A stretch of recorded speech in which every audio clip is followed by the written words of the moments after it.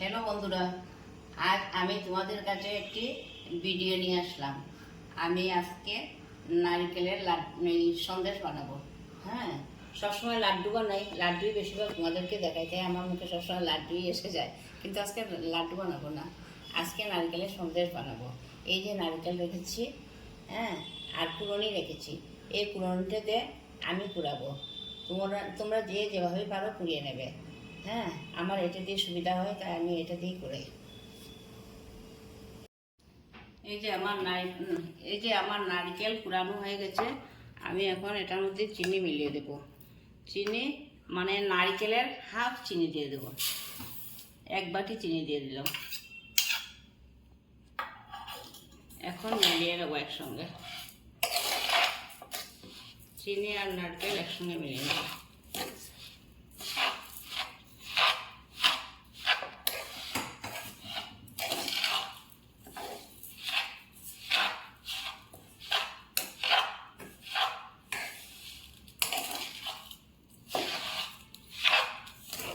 নারকেল আর চিনিটা একসঙ্গে মিলিয়ে তারপর গ্যাসে বসাবো।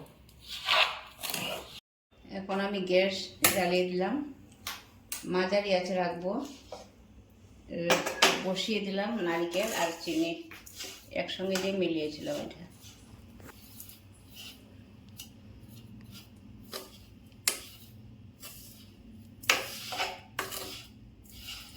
কিছুক্ষণ ভেজে নেব।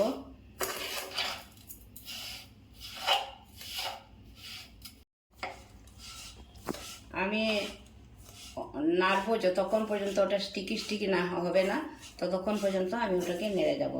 ছাড়বো না, কিন্তু ছাড়লে লাল হয়ে যাবে। হ্যাঁ, যাতে লাল না হয়, ভাজাটা সাদাই থাকে, তো চেষ্টা করব।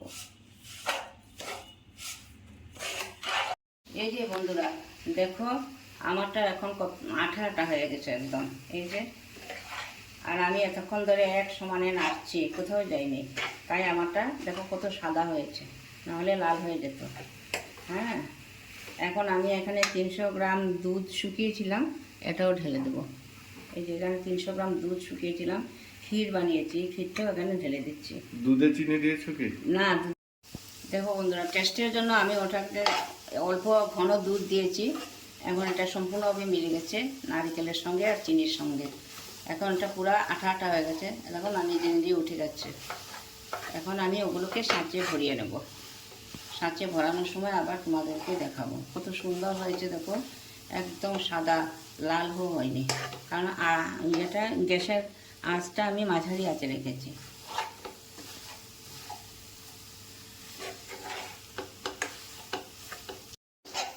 এই যে দেখো, দুধ আর নারকেল একসঙ্গে সব মিলে গেছে। ক্ষীর, চিনি আর নারকেল একসঙ্গে সব মিলে একদম একটা সুন্দর আকার ধারণ করেছে, আর জিনিসটা আঠা হয়েছে। এখন আমি ওগুলো নিয়ে সাঁচিয়ে ভরাবো, ভরিয়ে তোমাদেরকে দেখাবো। দেখো নিজে নিজেই উঠে যাচ্ছে, একদম নিচে কিচ্ছু লেগে নেই। এই যে আমার নারকেলের সন্দেশের জন্য সব রেডি হয়ে গেছে। এখানে তো সবাইকে দেখিয়েছি আমি। নারকেল ছিল দুটো, ছোটো ছোটো নারকেলগুলো ছোটো ছিল, আর চিনি মিশিয়েছিলাম, আর অল্প দুধ ঘন করে অল্প দুধ দিয়েছি। এতটুকুনি ছিল। এখন আমি ওটাকে সাঁচে উঠাবো। সাধারণত সবাই একটা সাঁচে উঠায়, আমি দুটো সাঁচে উঠাবো। আর দুটো সাঁচ এখানে আমি ঘি লাগিয়ে রেখেছি। হ্যাঁ, এই যে এখন আমি উঠাচ্ছি।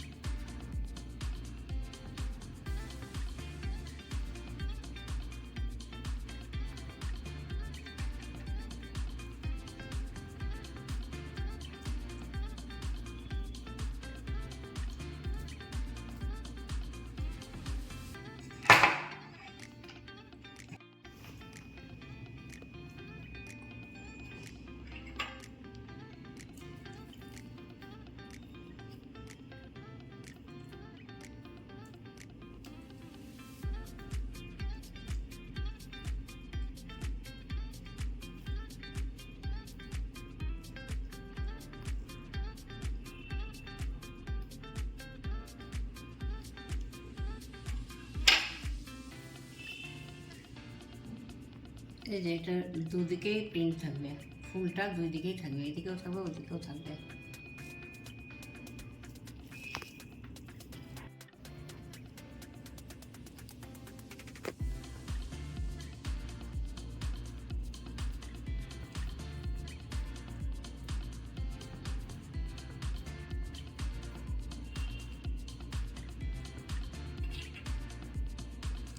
এইরকম করে চাপ দিলে দুদিকে প্রিন্ট উঠে যাবে।